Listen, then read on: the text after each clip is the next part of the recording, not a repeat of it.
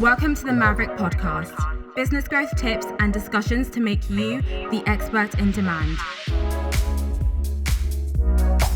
Hello, welcome to this episode of the Maverrik podcast. I am Nick 2 and today I'm joined by Kurtis, Cheah. Thanks for having me. No problem. It feels like it's been ages since I've been on the podcast. Yeah, is this the first time we talked on this set? Yeah, definitely. I think the last time was where me and Dave done that podcast. I went slightly horribly wrong at the start. Yeah.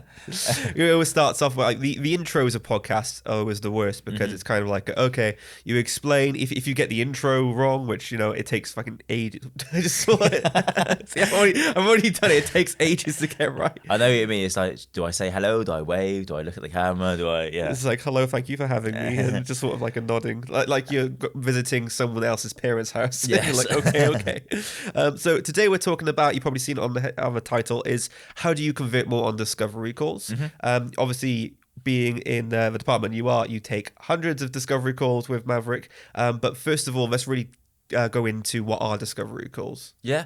So I would say a discovery call is almost like what it says on the tin. It's basically anyone who's possibly interested in your services and they want to find out more, basically. So it could come from a direct message, it could be an email into your inbox where they're going, a prime example that we tend to have is, I'd like to learn more about Sales Navigator because 10 of my team are interested in getting better, basically.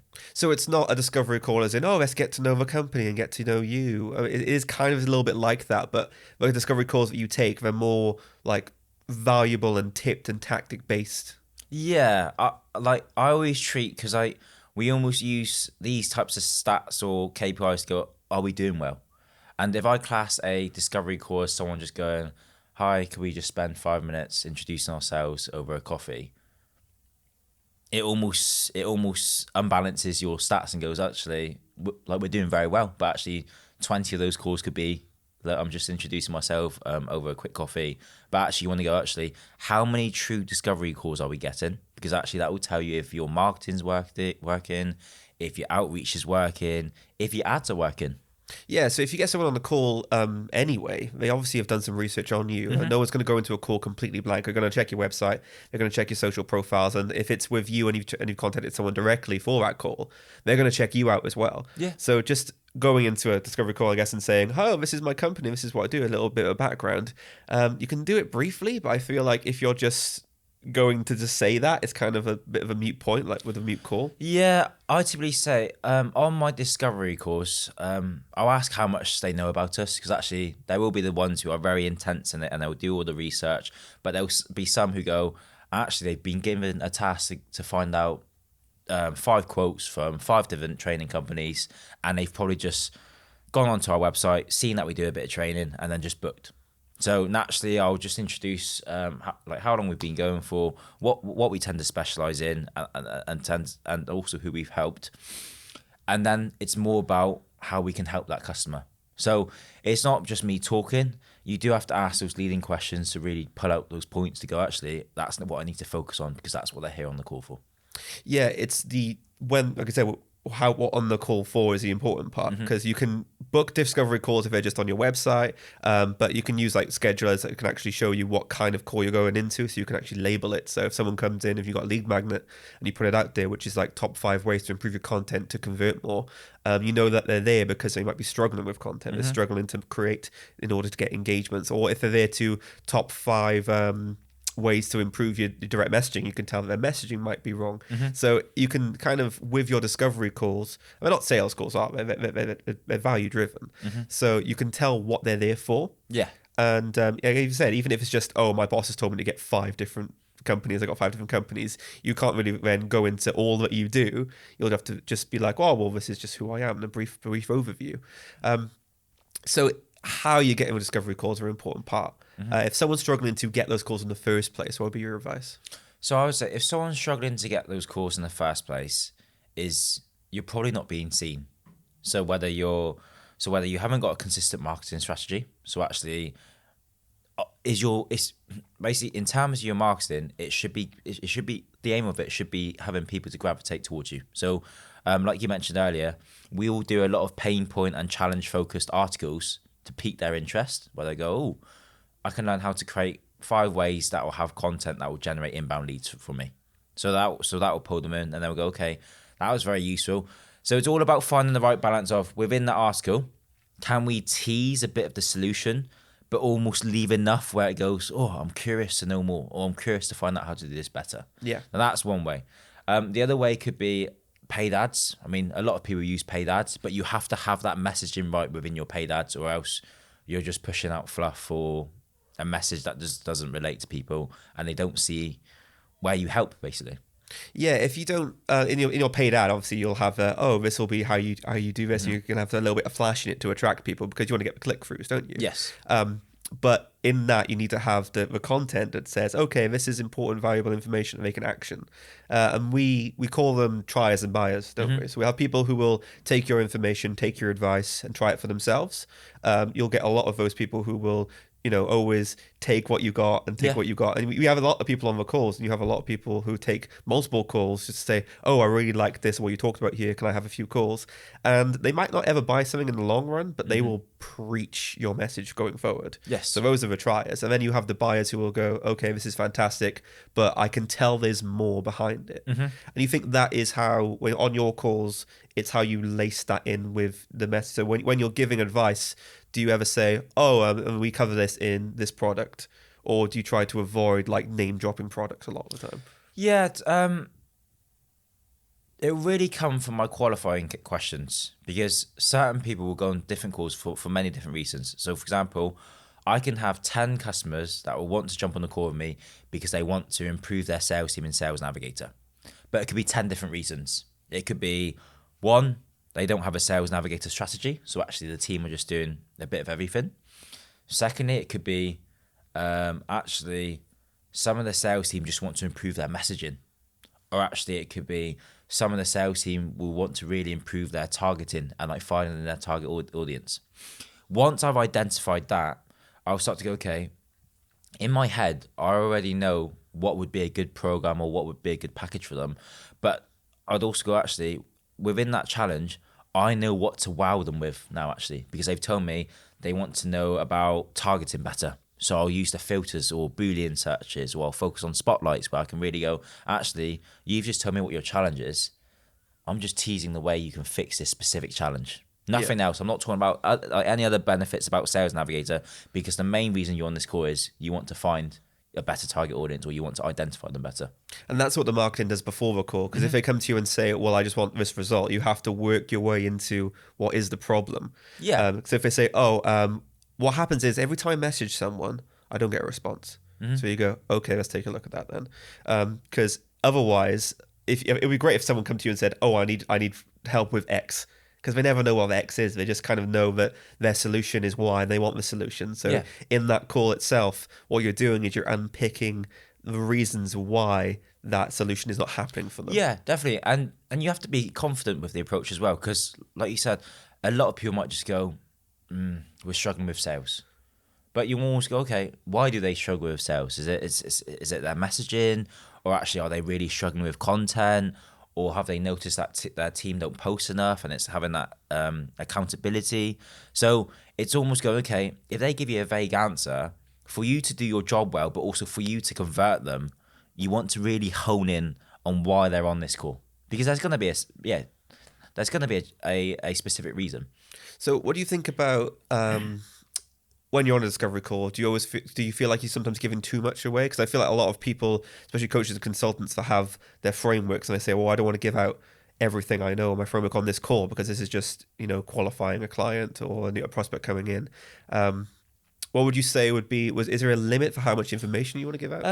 I think it really depends on the person. So I know a lot of very good salespeople who can just tease part of the answer, but they do that tease very well, so it makes people want to come back. Yeah. Whereas I'm more of the person where I go, actually, I'm going to give a lot of value, because actually I know just by having this half an hour or even up to an hour call, they're not going to become a LinkedIn expert straight away, even with all of the information I give them, because you'll probably only retain about 20%.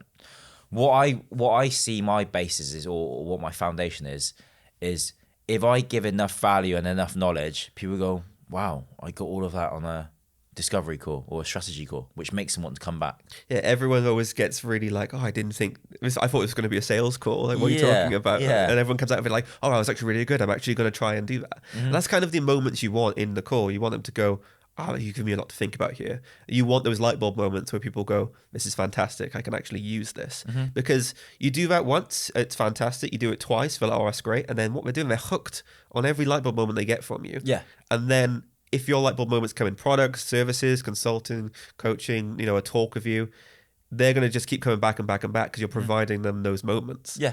Which is like, it's invaluable for a business because Definitely. you could just completely change how they approach a certain topic. And like you said, you can improve their sales, it improves their messaging.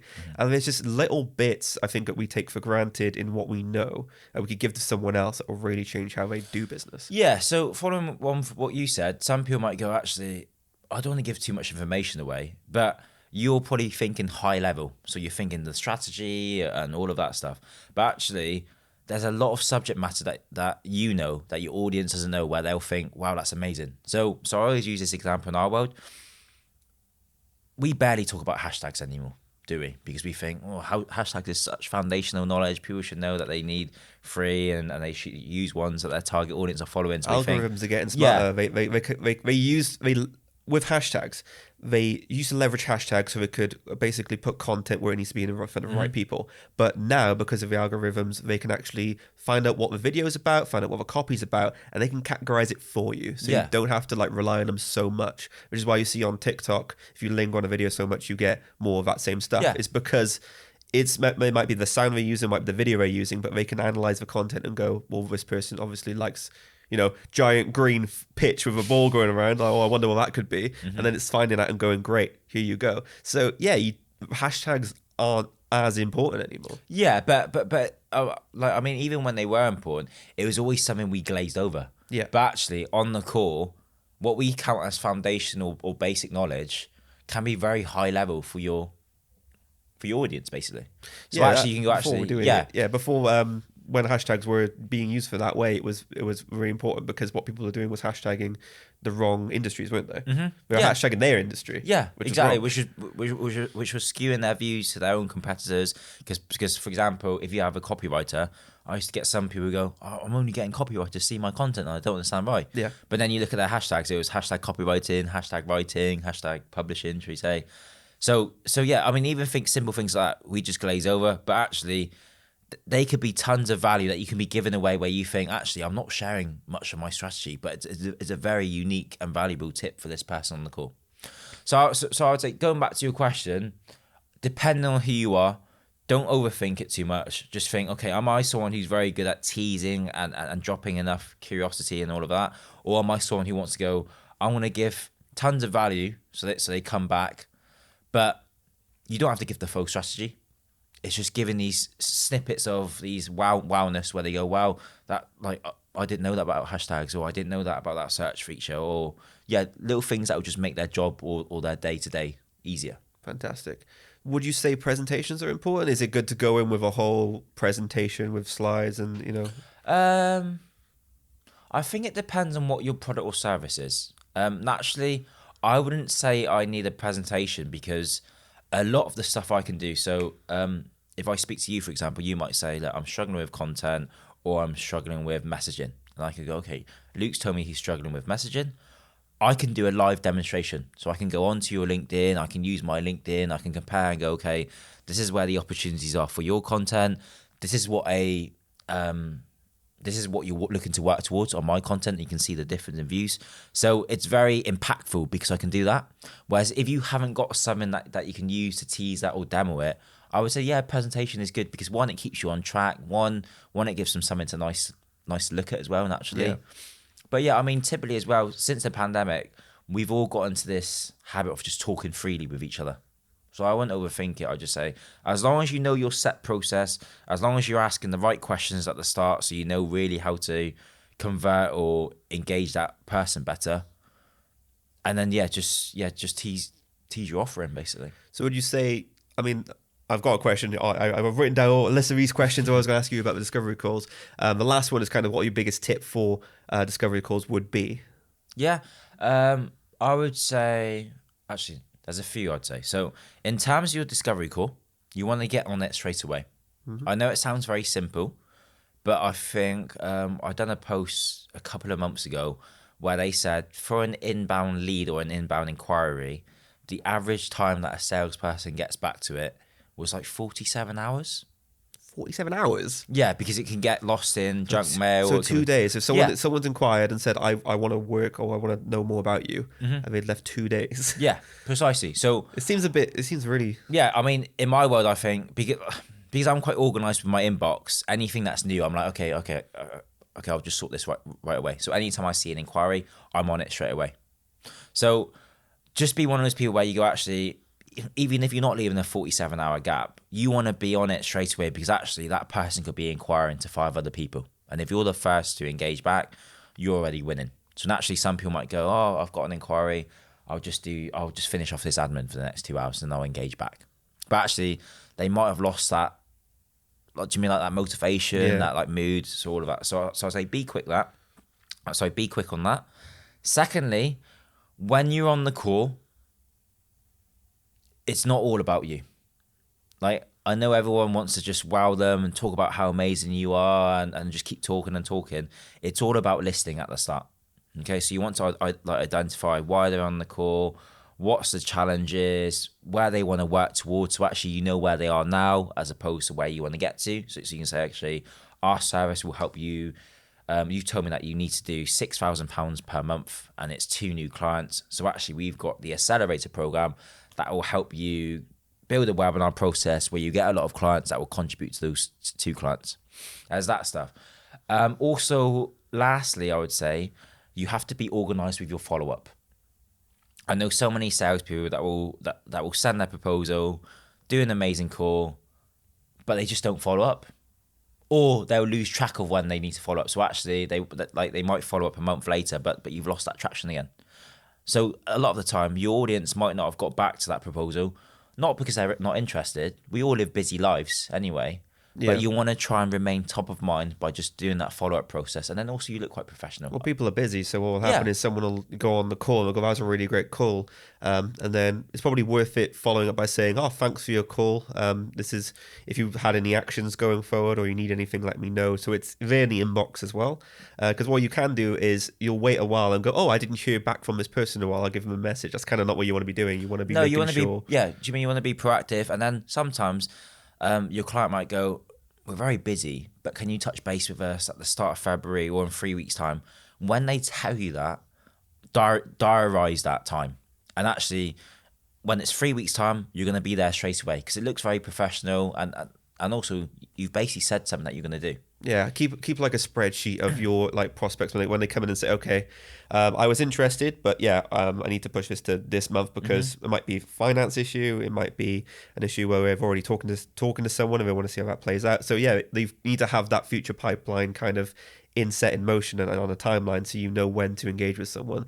And because if you said, oh, talk to me on this date, and you did talk to them on that date, it shows you're reliable. It shows that you are actually you listen to them, you talk to them, you put it down, and you can actually action what is happening, because you don't want to work with someone who's just gonna have to be reminded to talk to you. Just touching back on the call we had so I can give you money. No one wants to do that to someone they're trying to work with as like a service or a product. Yeah, and I think a lot of salespeople just overthink the follow-up process. They think, am I being too full on? Am I just But actually, we all live such busy lives. It could be 1 or 2 sentences. Yeah. You don't have to write an entire script. It could be 1 or 2 sentences. It could be a check-in. Especially business owners. Business owners, their inbox just gets filled up with junk, sales pitches, suppliers, admin they need to do with their own company. So their inbox is so busy. So actually, sometimes they might even miss your inbox. So it's just going, can I be consistent with my approach? Am I being helpful? And am I still giving value? Fantastic. Well, thank you, Kurtis, for coming on the podcast today. No problem. Thanks for having me. No problem. I'll just do a little sign off. Hopefully, it won't swear during the end like I did at the start. Thank you for listening and watching to the Maverrik podcast. Please subscribe to us on all our podcast channels, especially on YouTube, and click the notification bell so you'll be aware every time that we post. We post a lot of tips, some strategies that really help grow your business, if it's a discovery call or it's with content. I want to thank Kurtis for coming back on the podcast. Yeah, thank you for having me. And we'll see you next time.